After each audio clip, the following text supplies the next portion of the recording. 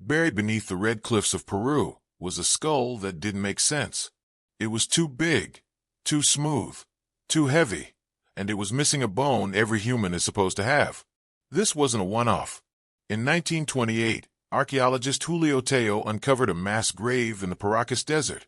Over 300 skulls, all elongated, all thousands of years old, and none of them looked entirely human. The official explanation: ritual head binding, a cultural practice found all over the world. Pressing a baby's skull between boards to shape the head over time. But here's the problem: binding changes shape, not volume. It doesn't make a skull heavier. It doesn't erase sutures, and it definitely doesn't fuse two parietal bones into one seamless plate. These weren't just different. They were engineered intentionally, repeatedly, as if a whole society wasn't trying to imitate something else, but become it. Then came the DNA. In 2014, a controversial researcher, Brian Forster, took samples from a Paracas skull, bone, hair, skin, a tooth. He sent them to an independent geneticist. What came back wasn't just shocking. It was impossible. Mitochondrial mutations, completely unrecognized. No match to Homo sapiens, no match to Neanderthals, not even Denisovans, just unknown. The geneticist wrote, "If these results hold, we are dealing with a new human-like creature, not a descendant, not a hybrid, something outside the human family tree." And suddenly, a graveyard in Peru wasn't just an archaeological site. It became a question. What if our ancestry isn't entirely human? What if there was another branch? Because when Forster tested more skulls, he didn't find aliens. He found Europe thousands of years before the first ships ever crossed the Atlantic. Europe thousands of years before ships, before sails, before any known human dared map the oceans. That's where the DNA pointed. In 2016, Brian Forster released what he called the next phase: genetic testing on the most elongated skull in the entire Paracas collection. Not just long, but unnatural, sculpted like it was grown for something more than survival. He had bone powder tested. The result: haplogroup T2b, a mitochondrial marker common in ancient Mesopotamia and Syria, regions tied to the early birth of civilization. Other skulls came back with H2a, another lineage traced not to the Andes, but to Eastern Europe and the Black Sea. It was the kind of finding that should have shattered silence across every university archaeology lab. Because if real, these skulls weren't just biological outliers. They were evidence of a prehistoric migration that no textbook had ever written. And yet, none of it reached the journals. None of it made it to peer review. Forster never released the full raw data. The lab's unnamed, the processes undocumented, and the geneticist still anonymous, hidden behind email quotes and mystery. But he was quoted saying this: "These sequences contain mutations unknown in any human, primate, or animal known so far. Not just exotic, not just ancient, unclassified. The skulls," he said, "could belong to a new human-like creature. A biological cousin, so distant it couldn't even interbreed with us. If that was true, then history missed something colossal. A civilization erased from our genetic memory. A being that once stood among us, left no descendants, but left its skulls behind." The academic world didn't buy it. They fired back hard: contamination. And they said, mishandled samples, hair touched by museum staff, bones drilled with power tools. Not a discovery, just a failure in protocol. But Forster's supporters didn't care because the claim had already lit a fire. What if the Paracas elite weren't just bound by ritual, but by genetics? What if their skulls weren't shaped to resemble gods, but to remember them? And just when it seemed the mystery couldn't go deeper, one skull tested again didn't just show European or Middle Eastern DNA. It showed something worse: a perfect match to a modern haplogroup that shouldn't have been there at all. And yet, it was a genetic fingerprint not just ancient, but out of place. In 2016, Brian Forster revealed something even more baffling than unknown mutations. He wasn't just chasing mystery. Now he was naming origins. H2a, T2b haplogroups rooted in Europe and the Middle East. Not from Amazonia, not Andean, not Native American, and certainly not from 3,000 years ago. These were lineages born in the cradles of civilization around the Black Sea, through ancient Syria, down the pathways of Mesopotamia. The same DNA you'd expect in early Phoenician traders, Persian nobles, or the people who once walked Uar before its ziggurats fell. And now those same markers were lighting up inside skulls pulled from beneath the red cliffs of Paracas. Skulls dated to around 700 BC, over 2,000 years before Columbus ever reached the New World, centuries before the Inca Empire rose, or even dreamed of Machu Picchu. How did genetic material from the opposite side of the planet end up locked inside the remains of pre-Columbian Peruvians? And it wasn't just in the DNA. Some skulls had thin reddish hair, others blonde, not dyed, not painted, real pigmentation preserved through desert time. The kind of trait seen in 1 to 2% of modern humans, now sitting atop of a face carved by centuries of sand. And anatomically, the skulls refused to follow rules. Several had a single parietal bone, no sagittal suture, a dome-fused solid, clean, not broken, not malformed, just designed differently. And suddenly, what looked like a ritual started to feel like a memory. But here's the thing. Every geneticist watching this unfold had the same burning question. Was this real migration or modern contamination? Because a strand of DNA in a sealed tomb means one thing, but a strand pulled from a skull kept in a museum, handled for decades, means something else entirely. And yet what came next wasn't found in a lab. It came from the shape of the skulls themselves, the structure, the proportions, because even stranger than the DNA was how the skulls had changed shape. Changed but not broken, stretched, sculpted, engineered, yet undeniably human. By 2016, the Paracas skulls had sparked global frenzy. But while some shouted alien, forensic anthropologists began digging for something far more intimate, culture. Because when you step back from the DNA, what you're left with is shape. Some skulls towered like obsidian masks, elongated beyond normal proportions. Other smooth domes, no sagittal suture, one solid plate instead of two. Brian Forster called it impossible. He said human skulls couldn't grow like that, but science disagreed. Anthropologists, including Dr. Christine White, published a peer-reviewed study in 2016 that explained everything. Artificial cranial deformation, a practice as old as 4000 BC, seen from the Pacific Islands to ancient Ukraine. In Paracas, it was most intense between 700 BC and 100 CE. Families would bind their infants' heads with cloth and wood, sometimes for years. The soft, malleable skull would reshape over time, forming elongated vaults and flattened occipitals. And yes, extreme binding could erase sutures. The sagittal suture could fuse early under pressure, mimicking what Forster claimed was non-human. Even the cranial volume wasn't supernatural. A detailed review found the largest Paracas skulls held 1,655 cubic centimeters, within the normal human range, which spans from 900 to 1,800 cubic centimeters. No mutations, no hybrids, just humans marked by tradition. But why would a people stretch their children's heads? Not for pain, not for cruelty, but for status, identity, power.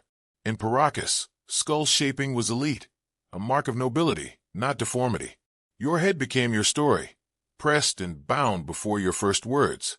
Every ridge, every curve, a symbol you carried until the grave. But just as the mystery of the skulls settled into science, something else emerged from the desert, something even stranger. Because in 2017, near the lines of Nazca, a new kind of body was found, smaller, wrapped in powder with only 3 fingers. And while Paracas carried DNA myths, this one came with a whole different kind of legend, one not shaped by cloth or bone, but possibly by fraud. The Nazca hoax. Nazca 2017. A desert already etched with ancient messages, giant lines only visible from the sky. And now a body white as ash, rigid, wrapped in powder like it was being preserved or hidden. It had no ears, no navel, 3 fingers, 3 toes, a skull that mimicked Paracas, but smaller, narrower, not natural. They named her Maria. Unveiled not in a lab, but on YouTube by Jamie Mawson, a Mexican journalist, known more for UFO exposés than archaeological finds. Standing beside a display case, he called it historic, a non-human being not part of Earth's evolutionary tree. He wasn't alone. A group calling themselves the Alien Project backed him. The story spread fast through fringe media, blogs, even a crowdfunding site. In their hands, Maria wasn't a mummy. She was a miracle. And then came the number. DNA tests they claimed showed 30% of Maria's genome didn't match anything in known genetic databases. Not human, not primate, not an animal, just unknown. It echoed across headlines. 30% unknown. And the world leaned in. Carbon dating allegedly placed her between 245 and 410 CE, the same period as the fall of the Roman Empire, before the rise of the Inca, before the Nazca lines were even complete. But this time, something was different. Maria wasn't the only one. More bodies appeared, smaller, grayer, wrapped in the same white dust with elongated heads and tiny bone frames. They called one Wada, a supposed infant. Another had what looked like eggs inside. In 2023, Mawson returned, this time to Mexico's Congress. 2 of these bodies were placed under glass and paraded before lawmakers. Under oath, he called them biological evidence of a non-human presence. And yet, real scientists quietly, methodically, were preparing their rebuttal. They'd already seen the X-rays, the CT scans, the false joints, the glued seams, and they had tested the DNA too. Because what Mawson never mentioned was that back in 2017, he had sent a sample to Canada to a lab that doesn't chase headlines. And what they found broke the story. When the results came back in 2017, they weren't vague. They weren't partial. They were final from a certified ancient DNA facility in Ontario, Lakehead University's PaleoDNA laboratory. Sample, tissue, and bone from the so-called Nazca non-human entity. Result: Homo sapiens 99 to 100% match. Male human, nothing alien. No unknown genome. No evolutionary break. Stephen Fratpietro, the lab's technical manager, confirmed it publicly, and then he said something that hit harder than the data. We never heard from them again because those results were buried. Meanwhile, in Peru, a parallel investigation had already begun. In July 2017, the country's Ministry of Culture and Prosecutor's Office launched a full forensic review. They seized some of the specimens, ordered scans, pulled back the wrappings, and what they saw was no ancient mystery. CT scans revealed mismatched bones fused together with modern adhesives. Spinal vertebrae rotated the wrong way. Human hands restructured into 3 fingers. Skulls packed with clay and wires. One torso built using the pelvis of an animal and the limbs of a small child. These weren't just fakes, they were desecrations. In January 2024, Peru's ministry held a press conference. Standing before cameras, forensic archaeologist Flavio Estrada declared, "They are not extraterrestrials. They are dolls assembled using bones of animals and humans from this planet held together with modern glue." The World Congress on Mummy Studies condemned the hoax. Customs officials intercepted 2 more figures being smuggled from Lima to Mexico. Fake again. And beneath all the scientific anger was something deeper, something sacred. Because these weren't just bones. They were once people, looted from tombs, cut apart, rearranged for clicks and spectacle. Peru called it a cultural crime, a spiritual offense, a manipulation of the dead. And yet Mawson wasn't done. In September 2023, 6 years after the first exposure, he stood again before Mexico's Congress. Same bodies, same claims, same 30% unknown DNA line, knowing what had already been proven, knowing what had already been buried. So, the question wasn't just why now. It was what was he hiding this time? The answer came under glass. In September 2023, Mexico's Congress, live cameras, seated politicians, and once again, 2 tiny bodies unveiled like relics from a forgotten world. Same 3-fingered hands, same dry gray skin, same theatrical silence. Jamie Mawson stood hand on chest and declared them non-human, biological evidence of extraterrestrial life, here in the heart of government. He even brought radiologists. Supporters, DNA charts claimed carbon dating placed them at over 1,000 years old. Claimed 30% of their DNA couldn't be matched to any species on Earth. It was déjà vu with better lighting. But behind the velvet stage, science had already caught up. Again, the Peruvian Ministry of Culture responded within weeks. They knew these bodies. had scanned them, dissected them. In January 2024, their forensic team presented the full breakdown to the world. Same bones, same glue, same fraud. One hand was reassembled from a real human child. Fused bones formed into a tridigit design. Another torso combined parts of birds, mammals, and powdered resin. No real mummification, no internal organs, just composite material held together by modern adhesives and intention. Even the eggs Mawson described were likely round stones or modeled implants placed for effect. But this time, something had changed because the public didn't flinch. The headlines came, then vanished. Even parts of the UFO community backed away, calling the stunt embarrassing. Mawson wasn't exposing a mystery anymore. He was repeating a performance. And yet underneath the spectacle, a deeper pain lingered. What happens when belief becomes too powerful to challenge? When people need the lie to feel true. When identity, wonder, and hope are tied to the impossible. Because while fake DNA was trending, real DNA was whispering something else. The real genetic miracles of Peru. From the highest cities in the Andes, buried beneath stone altars and freezing wind, scientists were listening to a different signal. One not forged in plaster or fraud, but written into the blood of a people who had survived the impossible. And that blood was hiding something extraordinary. A quiet lab in Lima. What survives isn't just a story, it's a code. The headlines had moved on. But inside the Universidad Nacional Mayor de San Marcos, one of the oldest institutions in the Americas, scientists were decoding something far more sacred than fake mummies. They were studying the living DNA of Peru from Quechua highlanders, men and women whose ancestors had walked these mountains long before Inca roads were carved. Long before Spanish boots ever touched Andean soil, they found something buried in the genes. Not foreign, not alien, but a signature of survival, the EPAS1 mutation. The same gene that lets Tibetan Sherpas survive Everest is now discovered in the Andes, but with a twist.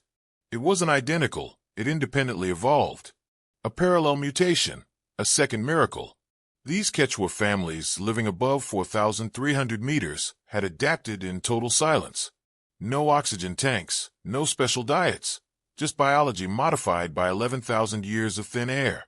The blood of the high Andes doesn't just carry oxygen, it carries defiance. Unlike most people at high altitude who develop chronic mountain sickness, Quechua don't. Their bodies regulate blood pressure, oxygen, and heart rate better than any human population ever recorded. And this wasn't recent. Skeletal remains from Loricoca Cave, dating back to 9000 BC, show signs of the same adaptation. That's older than the pyramids, older than writing. A genetic inheritance from a time before history began, not a gift from the sky, but a battle fought in every breath. This is the real mystery, that a people forgotten by conquest, buried under myth and lies, carried the greatest proof of evolution on Earth.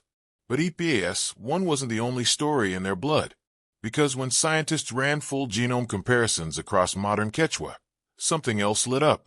Not a mutation, but a connection to a migration that history refuses to explain. A trail that doesn't start in Peru, but ends there. And where it ends is on water. Ancient mariners and Inca diversity. Lake Titicaca, 12,500 feet above sea level, is a mirror of the sky, so vast it feels mythic. But what lives on its surface felt impossible. The Uros families who live on floating islands hand-woven from tatora reeds, islands that rise, fall, and drift just like their history. For generations, they've claimed something few believed. We were here before the Inca, before Tiwanaku, before even the stones of Tiwanaku. But no records proved it. No empire mentioned them, just oral memory drifting on water until now.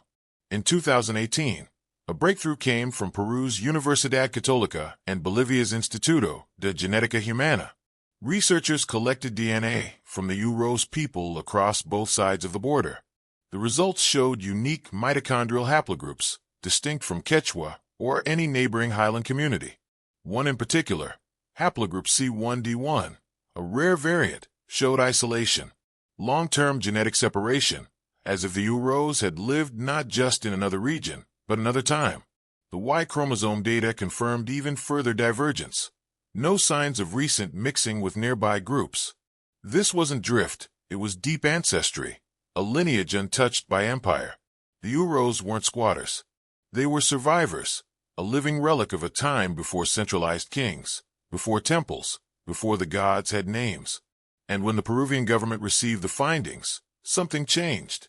By 2021, Uros leaders had begun presenting their DNA at cultural forums, claiming not just visibility, but sovereignty. Their blood carried proof. Their islands carried continuity. But in a world obsessed with aliens and hoaxes, who listens to the truth? Because while the Uros sailed forward with ancestral pride, the media was still chasing plaster bodies and 30% unknown DNA. And the real question now wasn't scientific. It was spiritual. Can a quiet people backed by 10,000 years of memory and bone ever compete with the story written in lights? Or will the truth, even when it floats, be drowned by the myth? But high above the lake in the Andes, where the clouds skimmed stone in silence, another truth was waiting to be unearthed. Machu Picchu, built in the mid-1400s, abandoned by the 1500s. Still one of the world's most mysterious ancient cities, not because of how it looks, but because of who lived and died there. For centuries, the bodies buried around the citadel were labeled simply as servants, workers, laborers, the forgotten machinery of the empire. But in 2021, scientists from Yale and Cusco's Regional Historical Museum ran full paleogenomic sequencing on remains recovered in the early 1900s. What they found wasn't uniform. It was a mosaic. These individuals came from everywhere: the Pacific coast, the northern highlands, and, shockingly, the Amazon basin. One genome traced to the Peruvian jungle over 800 kilometers away, another to the Lake Titicaca region, another to the north near modern-day Ecuador. Machu Picchu wasn't just a royal retreat. It was genetic convergence, a final resting place for lives drawn in from every corner of Tawantinsuyu, the Inca Empire. The bones didn't just show servitude, they showed identity. Interwoven, diverse, and entirely unexpected. Women from the lowlands buried beside men from the Sierras. Children with dental patterns from the tropics, carrying mitochondrial lineages not seen in Cusco at all. Even in death, they told stories of migration, of displacement, of connection. These weren't footnotes in the empire. They were the living network that made the empire possible. And while the stones of Machu Picchu have always held their silence, the DNA at last began to speak. Not of kings, not of myths, but everyday people pulled into the orbit of power, then lost to time. So now the real mystery returns.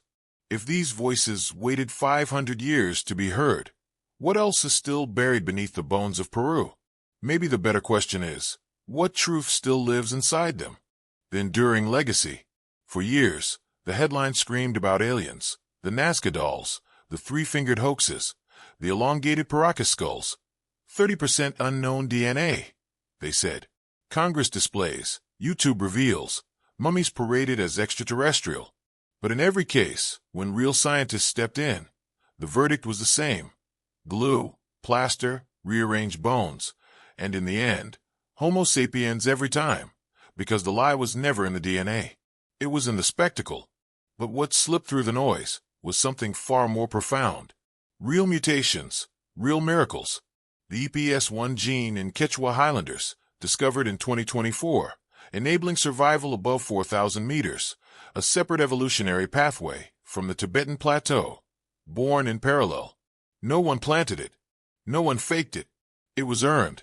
Then came the Uros, a people dismissed for centuries, proven through mitochondrial and Y-DNA markers to be a distinct ancestral group. Living proof that oral history can survive even when books forget. And beneath Machu Picchu, the 2021 genomic analysis revealed a capital not of one people, but of many. Servants with Amazonian genes, coastal mothers, highland children, a city made of convergence. These weren't anomalies. They were evidence of movement, memory, adaptation, and maybe that's the final twist. The most powerful DNA stories in Peru aren't about what's foreign. They're about what's been here all along. What makes us human isn't the mystery in our blood. It's the survival of it across glaciers, across deserts, across centuries of invasion and erasure. That is the real mutation. And yet, just when we thought we understood the genome's map, another marker appeared. Northern Peru, inside a sealed tomb in the Lambayeque region, a child skeleton. But the DNA didn't match known lineages. It carried a Eurasian signal thousands of years too early, thousands of miles off course. No head binding, no glue, no spectacle, just ancient bones and a genome no one expected. What it means could rewrite the story of who first set foot in the Americas and when. That's where we go next.